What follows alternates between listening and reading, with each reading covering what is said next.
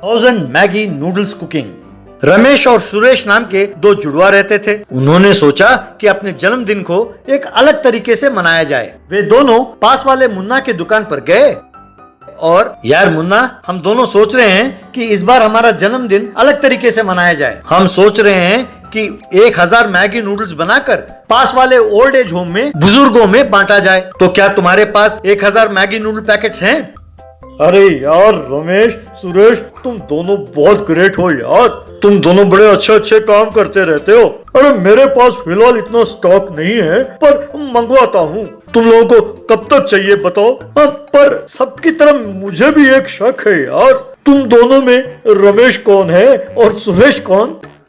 ठीक है मुन्ना, हम तुमसे एक शर्त लगाते हैं। हम अभी बताएंगे कि हम दोनों में रमेश कौन है और सुरेश कौन। फिर दोबारा जब हम तुम्हारे दुकान पर आएंगे, अगर तुमने हमें सही पहचान लिया तो वो 1000 नूडल पैकेट्स हम दुगने दाम में खरीद लेंगे। और यदि तुम बता नहीं पाए तो तुम्हें वो 1000 नूडल पैकेट्स मुफ्त में देना होगा। अरे यार, मैं तुम्हारे हाथ जोड़ता हूँ। पूरे गांव में कोई नहीं पहचान सकता कि रमेश कौन है और सुरेश कौन। कोई जीनियस तो हूँ नहीं जो मैं पहचान लूं। मैंने तुम्हारे साथ शर्त लगाया तो समझो मैं लुट गया। मैं नहीं लगाने वाला शर्त। वैसे मुझे एक और शक भी है।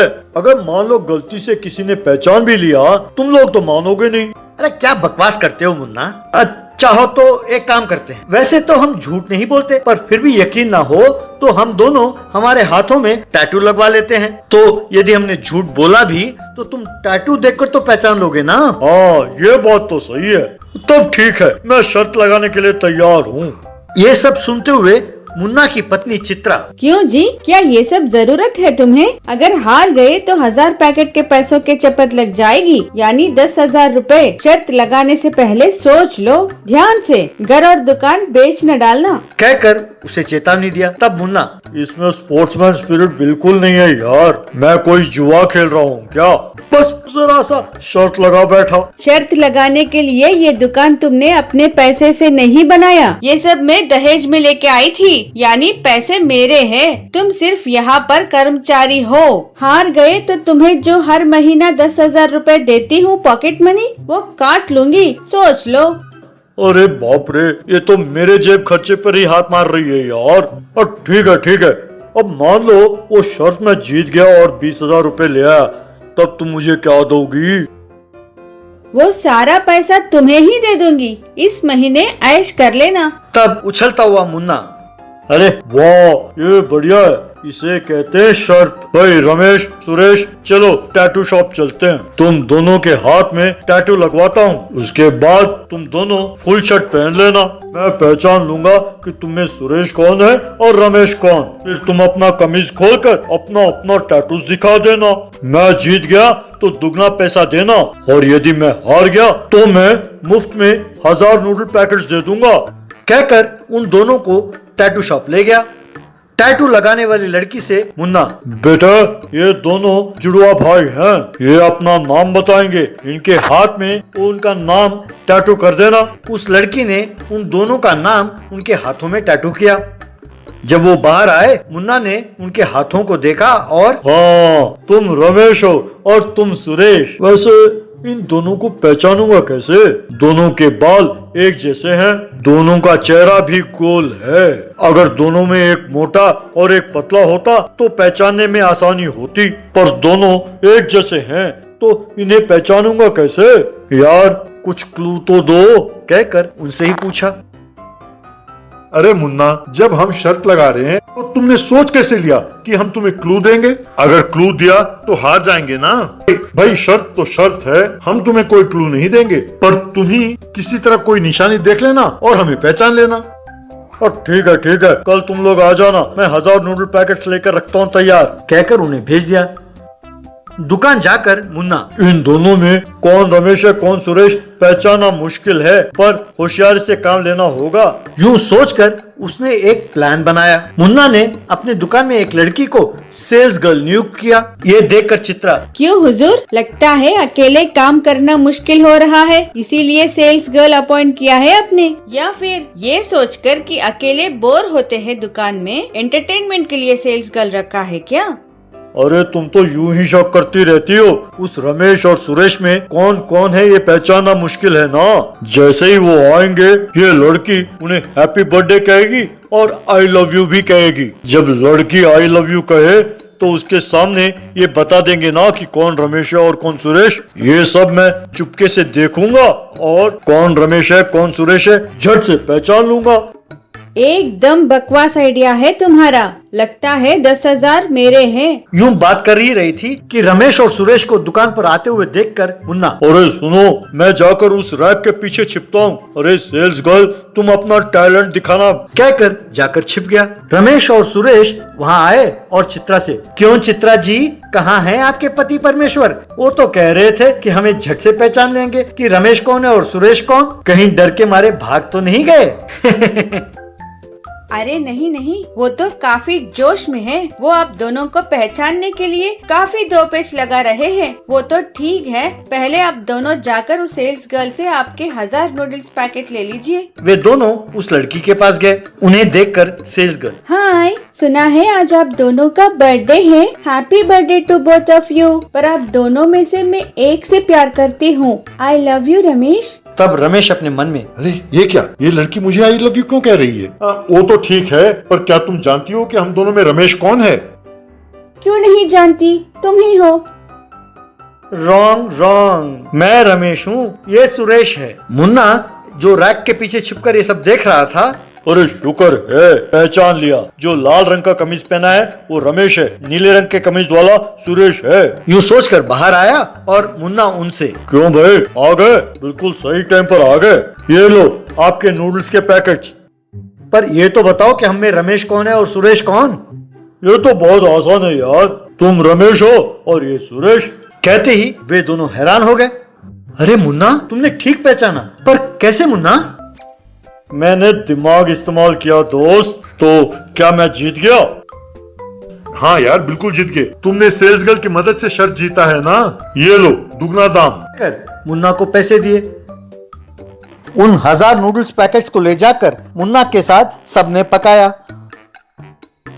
और उन पकाए हुए 1000 नूडल्स को ले जाकर बर्थडे के अवसर पर सब बूढ़ों में बांटा। वो खाकर सारे बूढ़े खुश हुए। अमीर गरीब। परमेश मिश्रा नाम का एक बड़ा बिजनेसमैन रहता था।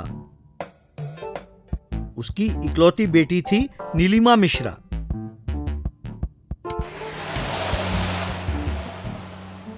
नीलिमा को उन लोगों पर बहुत गुस्सा आता था जो औरतों की अवहेलना करते थे या झूठ बोलते थे। एक बार परमेश मिश्रा ने विनय नाम के एक युवक को इंटरव्यू किया। वो विनय की सूझबूझ से काफी प्रभावित हुआ। Very good Vinay, you are appointed as sales head, कहकर हाथ मिलाया। इस तरह विनय उस कंपनी में नौकरी पर लग गया। विनय बहुत मेहनती था। एक दिन नीलिमा अपनी सहेली से, मेरे डैडी मुझे शादी करने के लिए बहुत दबाव डाल रहे हैं। मैं तुम लोगों की तरह लड़की देखने आए लोगों के सामने सर झुकाकर नहीं बैठ सकती। मैं जिससे शादी करूंगी उससे मुझे आके मिलना होगा, यानी स्वयंवर का आयोजन करूंगी मैं। अगले दिन अखबार में, क्या आप मशहूर उद्योगपति की बेटी से शादी करना चाहते हैं? क्या आपके पास कम से कम 1000 करोड़ की संपत्ति, पढ़ाई और स्मार्टनेस है? यदि हाँ तो तुरंत इंटरव्यू के लिए आइए, नीलिमा मिश्रा। यूं लिखा था। उस अखबार को देखकर एक दोस्त, यार विनय कहती है कि 1000 करोड़ की संपत्ति होनी चाहिए। अरे वाह, जो इससे शादी करेगा वो बहुत खुशनसीब होगा यार। इसको राजी करना बहुत मुश्किल है। ये कितनी होशियार है। मैं तभी समझ गया था जब इसने पेपर में ऐड दिया। ऐसे लोगों को आसानी से मना सकते हैं। हाँ, तो ठीक है, तुम उसे जाकर शादी के लिए राजी करो। 10,000 की शर्त लग गई। 10,000? अरे यूं तो मैं शर्त नहीं लगाता, पर घर पर अर्जेंट पैसे भेजना है। चलो, मैं शर्त के लिए तैयार हूँ। उसके बाद वो सूट पहनकर बड़े ठाठ से नीलिमा के पास गया। Please come, have a seat. आप इंटरव्यू के लिए आए हैं ना? अरे इंटरव्यू नहीं तो क्या मैं फिल्म देखने आया हूँ? What a silly question. लगता है कि आपका आईक्यू लेवल बहुत कम है। ओह, आई एम सॉरी। आप क्या करते हैं? एक और सिली क्वेश्चन। अगर आप ये पूछते कि आप क्या नहीं करते तो अच्छा होता। टेक्सटाइल बिजनेस से लेकर टीवी मैन्युफैक्चरिंग तक, फार्मास्यूटिकल्स, सॉफ्टवेयर, रियल एस्टेट, यूं और कई बिजनेस हैं। स्टेट्स में टेक्सटाइल्स, जापान में इलेक्ट्रॉनिक्स, इंग्लैंड में एक्सपोर्ट्स, स्विट्जरलैंड में software business. Oh I am sorry, यूं बोलता ही गया तो आपका सारा टाइम वेस्ट हो जाएगा। By the way, I am Vinay. जल्दी इंटरव्यू करें, मुझे सिंगापुर जाना है। उसकी बातों से नीलिमा बहुत इम्प्रेस हुई। आप कौन कौन सी भाषाएं जानते हैं? इतनी भाषाएं जानता हूँ? अरे मुझे लगता है कि आप हिंदी और अंग्रेजी के अलावा कोई भाषा नहीं जानती। Am I correct? मुझे Japanese, Korean, Thai, Latin, French, Arabic, Russian, यूं तकरीबन 30 भाषाएं बोलना और लिखना जानता हूँ। काशी खुशी खुशी खो, शीशा खुखुश कोशिशे। ये क्या? इसका क्या मतलब है? ये स्वाहिली भाषा है। इसका मतलब है आप बहुत सुंदर हो। ये बात सुनकर वो पिघल गई। वाओ, आप बहुत अच्छा बोलते हैं, पर जब तक हम 2-4 बार और न मिल लें, एक दूसरे को समझना मुश्किल है। तभी मैं कोई निर्णय ले सकूंगी। कल शाम को पार्क में मिले। यानी मेरा 10,000 गया? 10,000 क्या? वो 10,000 नहीं, 10,000 करोड़ की डील के बारे में सोच रहा था। ठीक है, कल हम पार्क में मिलते हैं। अगले दिन शाम को एक महंगी कार सड़क पर आ रही थी तो विनय जानबूझकर उसके सामने गिरा। कार का मालिक हड़बड़ाकर विनय को उठाया और उसे कार में बिठाया। सॉरी सर, पानी पियेंगे? कौन सा अस्पताल जाना है बताइए? कितना मर्जी खर्च हो, कोई बात नहीं। अरे अस्पताल की जरूरत नहीं है सर, थोड़ी चोट लगी है, जरा उस पार्क के पास उतार दीजिए प्लीज।